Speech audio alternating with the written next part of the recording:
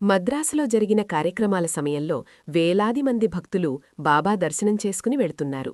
3వ తేదీ రాత్రి ఒక వ్యక్తి బాబా దర్శనం చేసుకుని వెనుతిరుగుతుండగా బాబా మిగతా భక్తులను ఆపి అతడ్ని తిరిగి పిలిచారు. బాబా తన సైగల ద్వారా అతడితో "నువ్వు నాకు తెలుసు" అని చెప్పారు. అయితే స్థానిక భక్తులెవరికీ ఆ వ్యక్తి ఎవరో తెలియదు. మరుసటి రోజు ఉదయం బాబా తన మండలితో అనుచరులతో కలిసి కారులో విహారానికి వెళ్లారు. ఆ నగరంలో ఎప్పటినుంచో ఉంటున్న నివాసిలా బాబా డ్రైవర్కు దారి నిర్దేశం చేశారు. కొద్ది నిమిషాల తర్వాత ఒక భవనం దగ్గరకు రాగానే బాబా కారు ఆపమని చెప్పారు. ఆయన కారు దిగి మెట్లు ఎక్కి 2వ అంతస్తుకు వెళ్లి ఒక తలుపు తట్టారు. లోపలి నుండి ఎటువంటి సమాధానం రాలేదు. అప్పుడు బాబా మండలిని ఆ తలుపు నెట్టి తెరవమని ఆదేశించారు.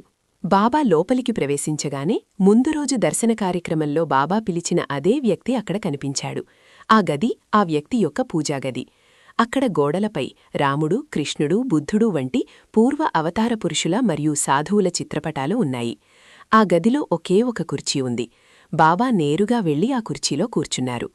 ఆ వ్యక్తి లేచి బాబా వద్దకు వచ్చి బాబా పాదాలపై తల ఉంచి వెక్కి వెక్కి ఏడవడం మొదలుపెట్టాడు. ఇది చూసి మండలి ఆశ్చర్యపోయారు.